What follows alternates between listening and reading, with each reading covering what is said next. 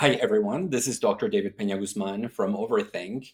And in this video, we're going to continue our analysis of Nietzsche's On the Genealogy of Morality, focusing on Treatise 2, which, on my interpretation, is the most important treatise in the book. Now, the goal of the text is to pose two specific questions that Nietzsche is going to answer in his style as a genealogist by looking at the history of our moral sentiments. And those two questions are: what are the origins of our sense of conscience, of this idea that we have an inner voice that tells us what is right and wrong and that holds us accountable to ourselves? And secondarily, what is the origin of our bad conscience? Keeping in mind that in philosophical discourse, bad conscience is a technical term that refers to the experience and the phenomenology of guilt, a moral emotion. And so in Treatise 2, what Nietzsche wants to figure out is, where does our sense of being responsible and guilty ultimately come from? Nietzsche launches his analysis of morality by talking about the relationship between our animality and our forgetfulness.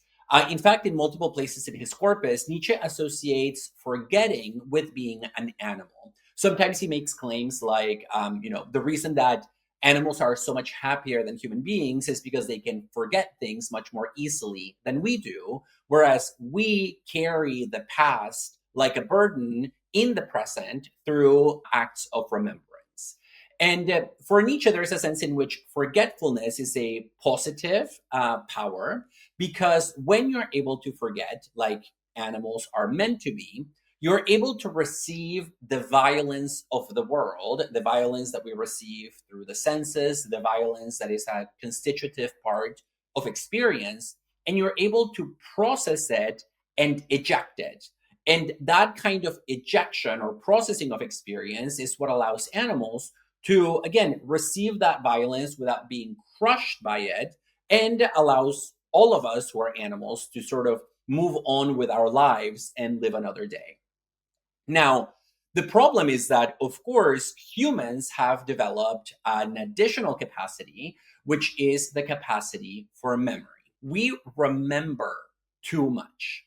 We are unable to process the present and the past in the same way in which other animals do, again, through this kind of ejection. And he says in Treatise 2 of the Genealogy that we are in the same position as somebody who is dyspeptic, i.e., somebody who is unable to digest food in the normal way, and sort of get stuck with something that they're not able to process and to work on as they normally would, in order for that thing to make its way through their system and eventually leave it. And so for Nietzsche, we remember too much, we are dyspeptic as human beings, and it means that we as a species are the masters of what he calls mnemotechniques. As a species, we have developed all kinds of rituals, practices, and customs by which we create a memory, by which we tell ourselves that we have to remember dates, remember people, remember events, remember information that otherwise we would not necessarily remember. And the thing about these mnemotechniques is that, according to Nietzsche, the way in which memory is carved into the animal mind and the animal body is specifically through pain. That can be the pain of repetition, like when you try to memorize something, you have to go through the painful process of trying to literally like incorporate it into your mind. But also sometimes experiences that are painful, that are disagreeable, are the ones that stick around with us the most. And this is the nature of trauma. And so Nietzsche begins by talking about our forgetfulness, talking about the fact that as animals, we are unique because we don't forget. We have crafted this thing called a memory, and we keep that memory alive and active through all these techniques that deliver pain to us, sometimes most of the time of our own making, in fact, by which we create this bank or this archive of personal and collective memory that we then carry into the future, again, as if it were a burden. Now, from this argument, Nietzsche then makes an interesting leap. And he says that it is here in this relationship between pain, memory, and forgetfulness that we find the origins of the promise or the act of making a promise. And the reason for this is that if you think about what a promise is, just definitionally, a promise is a guarantee that my present self gives somebody else that in the future, I will remember what I am telling you now and I will act accordingly. So it is telling you that in the future, I will remember what I'm telling you and I will hold myself accountable to the thing that I am promising you in the moment. Now, for Nietzsche, the reason that this is connected to promising is because once you introduce memory into human experience, human beings are fundamentally transformed. And we are transformed from being animal creatures that are largely erratic and that are spontaneous into creatures that are, as he says, calculable and predictable. Now, the connection here is simply that when we have a memory, we're able to use that memory in order to guide our future behavior. So, for example, if I encounter things that are harmful to me and I remember that they are harmful to me, it means that in the future, I can avoid them. I don't have to reinvent the wheel every time. But in not reinventing the wheel, Nietzsche says, we lose something of that radical spontaneity, that deciding in the spur of the moment and rediscovering the world anew each time. That is characteristic of animal life more generally. And for Nietzsche, the important point is that the fact that we become promising animals through the invention of memory means that we have found in this structure, in this relationship between memory and promising, the origins of of our notion of conscience or moral responsibility. The reason that we are beings that take themselves to be morally responsible is precisely because we hold ourselves to be the kinds of beings that make promises by virtue of having a memory. Now, what about the other side of the equation? Bad conscience, i.e., guilt. Nietzsche makes one of his most innovative arguments in this section of the book by arguing that the origins of our sense of guilt can be traced back to relationships of debt and credit. Literally, economic relationships when somebody offers something to borrow and somebody promises to pay it back. And so, in the grand scheme of things, Nietzsche is making the claim that if you want to think about why we are moral creatures, you don't look at our fundamental human nature or at the fact that we have been created by God to be in his image, or that evolution has produced in us a fundamental altruism that we cannot avoid. Rather, Nietzsche says, we are moral beings in the way that we currently are, largely because we have entered into economic transactions of a particular sort. And those transactions of creditor and debtor have evolved until they have taken the form of contemporary conscience and bad conscience, i.e., responsibility and guilt. Now, let's work on this argument to see how Nietzsche gets to that point. Okay. This is where Nietzsche goes into the history of creditor-debtor relationships.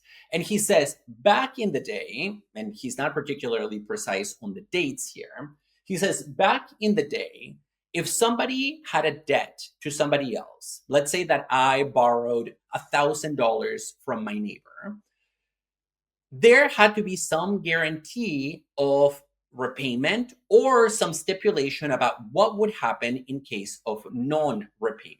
So if I don't pay, what happens then? Of course, since I need $1,000, it means that I cannot offer something economic or financial as collateral because I don't have any. That's precisely the reason why I'm asking to borrow money in the first place. And so, what would happen back in the day is that people would offer a different kind of collateral that was not economic or financial, or at least of the same order as the thing that I am borrowing from the creditor. And the three things that were used as collateral or as the basis for repayment, Nietzsche says, were children, wives, and the debtor's own body. Now, the children and the wife we can understand because historically, wives and children were understood as literal property of the patriarch, of the father figure. And so it was seen as an exchange of property. But the same thing extended to the body. And here we can think about that phrase, claiming one's pound of flesh, as really having a literal basis in the history of penal law. Because the idea was that if I borrow something from somebody else, or if I'm in debt and I don't pay my debt back, then the person that I am indebted to can literally come over and claim a part of my body as theirs as a form of repayment. That could be literally a pound of flesh that would be measured and it would be weighed, or it could be something a little bit more symbolic, maybe a finger, maybe a hand, maybe an entire limb of the body. But Nietzsche's point, and he goes into great detail about the history of punishment in this regard, Nietzsche's point is that at the origin of debtor-creditor relations, there was this understanding that in cases of non-repayment, the law allows me to pay back with something that is not of the same order as the thing that I borrowed. Now, you might say, how can that possibly be a real repayment, right? If my neighbor gave me $1,000 and just gets a finger or a pound of flesh in return, how is that equal? Because they're still out $1,000. So what's the equality here? Nietzsche says, well, you have to understand what the locus, what the site of repayment actually is. In other words, what is the thing that is being paid back to them? What we are paying them back in, Nietzsche says, is not literally the flesh itself. They don't gain anything from that. The real payment in the history of penal law is that the person is gaining a certain kind of feeling. And that is the feeling of knowing that they were able to cause me to suffer, sometimes intense suffering, by virtue of the debt that I had to them that I failed to resolve.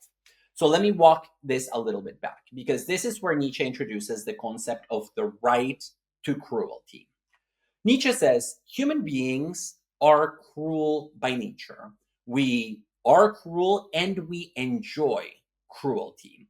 But over time, we started alienating the right to claim our pound of flesh. And as a result, we have been alienated from this fundamental human need for cruelty. We've been alienated, from this impulse to take joy in being able to make other people suffer simply because we can. At some point, Nietzsche quotes a French saying, which is, le plaisir de faire mal simplement pour le faire, which translates into the raw pleasure that we get when we make others suffer just because we're able to do so. Now, this creates an interesting situation because Nietzsche says our human nature hasn't changed. We're still cruel and we love cruelty. The problem is that we have grown ashamed of our desire for cruelty. And what has been the result of this shame is that, again, we have alienated our right to cruelty onto specifically two external agents, according to Nietzsche. And those two external agents are God on the one hand and the state on the other.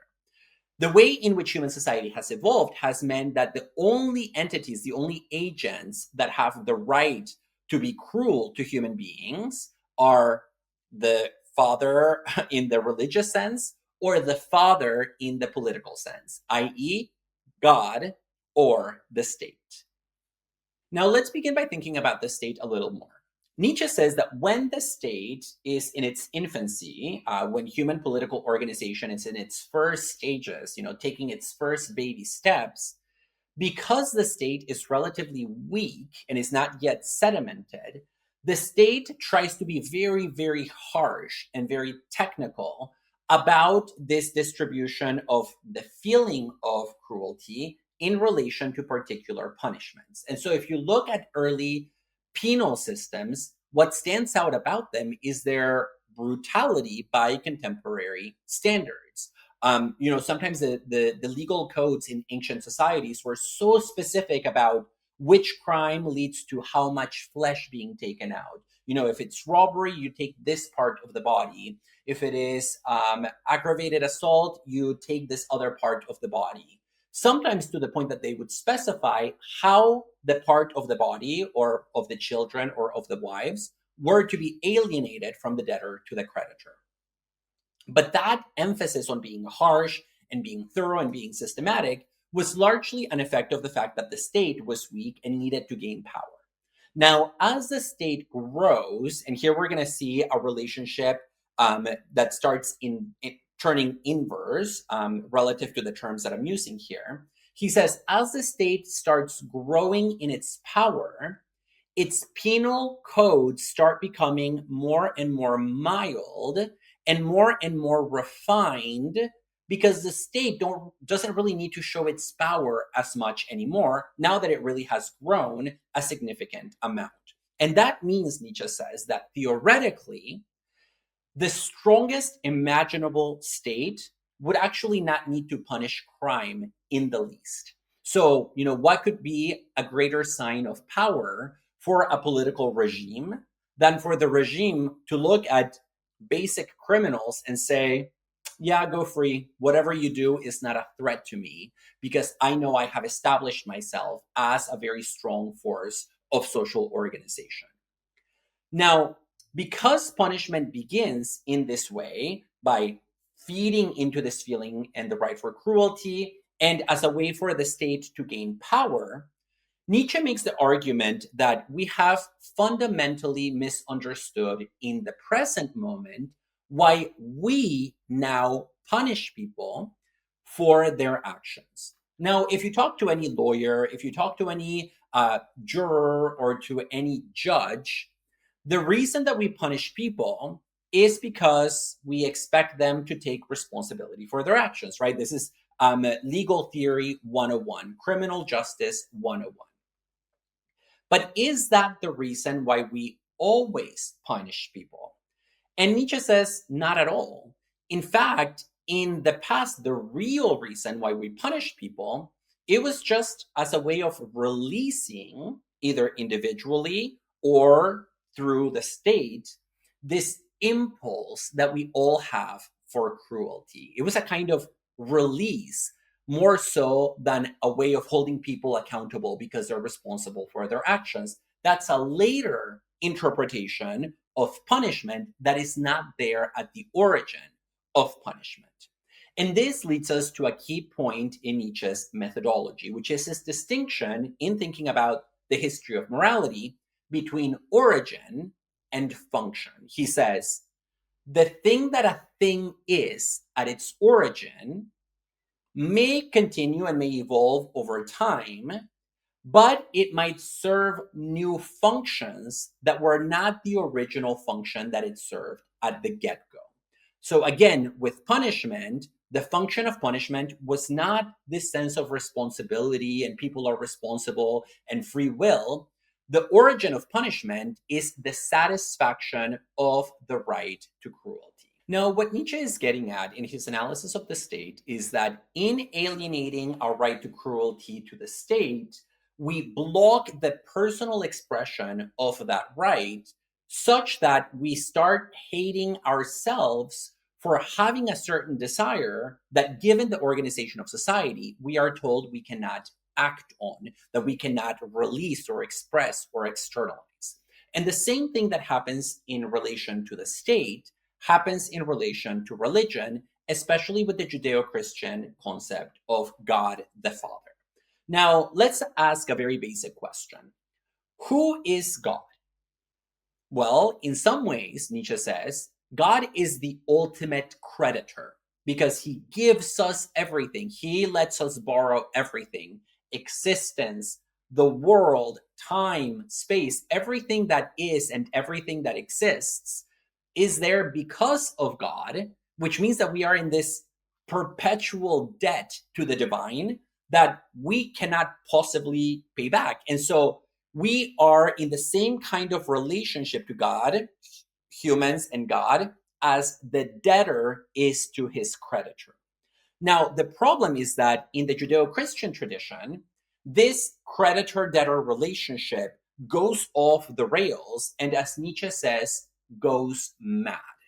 Because not only has God lent us everything, but we are sinners, we are fallen, and so we continue to sin in the face of God. So it's like we're just like slapping God in the face, but that's not it.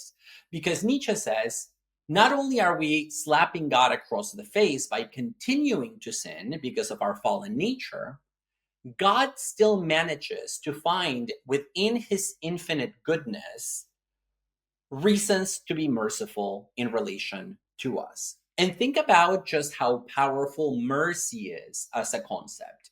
Because essentially, in being merciful, God forgives all of our debts. You know, whatever debt we had, all the transgressions that we made against morality and against others and against God himself get wiped clean simply because God is so powerful and so good.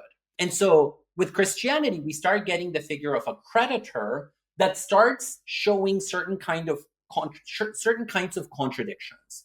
It's the creditor that gives credit, but then forgives the debt, which doesn't make any sense.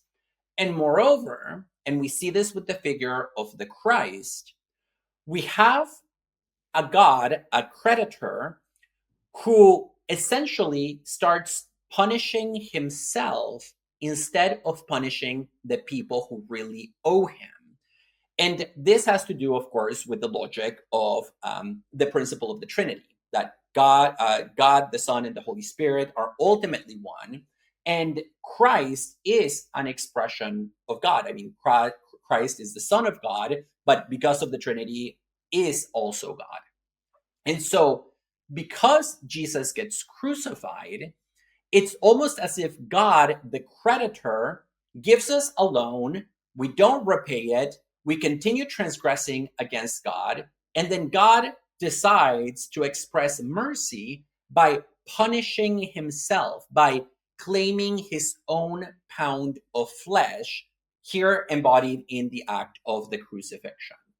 And, this might be interpreted as a symptom of just how good God is and how lucky we are to be under his dominion. But Nietzsche says, think about the psychology of being the recipient of this kind of mercy. It makes you feel like you are the lowest of the low if you know that God is punishing himself because of your inability to be a good person. And so we feel wretched as believers, and we start hating ourselves and everything that we are by nature. And this is where Nietzsche talks about how the bestiality or the cruelty of the idea of God blocks the bestiality or the cruelty of the deed of punishment. What does this mean? It means that because we cannot punish anymore, because society has evolved, we start moving from bestiality of deed, i.e., really punishing other people and taking pleasure in it, to essentially beating ourselves up at the level of ideas through the creation of this image of a God that is a contradiction in terms. The God who punishes himself as a way of expressing mercy to his ultimately fallen followers. And the result of this bestiality of idea, again, is that we come to hate everything that we are and that we represent. And that is the internalization of man for Nietzsche. Now, Nietzsche compares this bestiality of idea, i.e., the fact that we are cruel to ourselves by inventing ideas like God, to the way in which the ancients related to cruelty. And he says, if you look at the relationship that the ancient Greeks had to punishment, you see something fundamentally different, something totally alien to our way of thinking about punishment and guilt and responsibility. For starters, nobody among the Greeks believed that you punished somebody because they had committed a crime, because they were sinful. This notion of sin is too Christian and did not yet exist in the Greek era. Rather, the Greeks would say that the reason somebody would get punished, and sometimes punished quite severely, was because they were foolish, because they acted in a foolish way.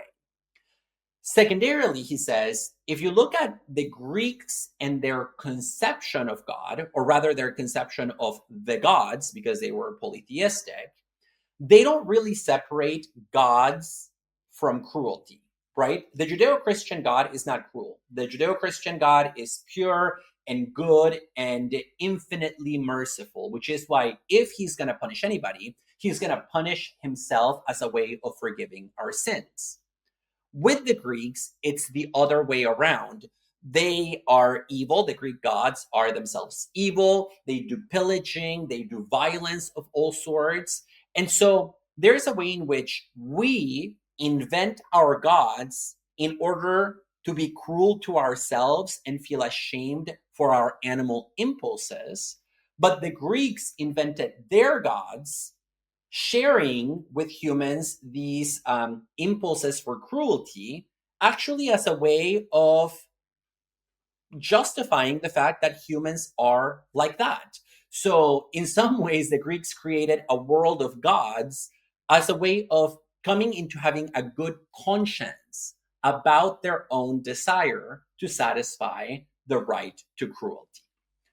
Nietzsche concludes Treatise 2 of Genealogy of Morality by posing the three questions about our relationship to morality and what it means to shift from one way of thinking, like the way of the Greeks, to a new one, like the Judeo-Christian one, and possibly from that one, which is the present one, to some other future way of thinking about what morality can be. And the three questions that he poses, and he enumerates them, are the following. Number one, how do you go about creating something new? How do you go about creating a new morality? And Nietzsche says, in order to build something new, you have to be willing to build something, but also destroy what was in its place before. You cannot be creative without being destructive. And that means that part of the task or the mission of creating a new post-Christian morality will entail destroying important aspects of Christian morality and possibly Christian morality altogether. Second question, who should we turn to in order to carry out this task? And Nietzsche says, again, not with a lot of detail, we need to find a new kind of soul. We need to find individuals who are different than the mainstream, than the hoi polloi, and we need to latch onto them because they are the representatives, or at least they are the people who are most likely to help us in this creative, destructive effort of building a new morality. Which leads us to the third question, which is, who should we turn to in our age specifically to do that kind of moral revolutionary work? And this is where Nietzsche says, I'm not really sure. There's a kind of silence at the end of Treatise 2 about this, but Nietzsche does point to Zarathustra, the central character in his book, Thus Spoke Zarathustra, who represents the founder of a new form of spirituality that, according to Nietzsche, is not Christian, is not necessarily Greek, is something else altogether. And so where Treatise 2 ends is with Nietzsche telling us that because Christian morality has taken this economic relationship between a creditor and debtor to absolutely illogical extremes, and it has produced in us this fundamental shame about being vengeful, violent creatures who like cruelty, we need to find a new morality that will break us out of that internalization of man, out of that shame that we have developed about who we are. And although there is not a lot of detail at the end, one possibility for this is the figure of Zarathustra.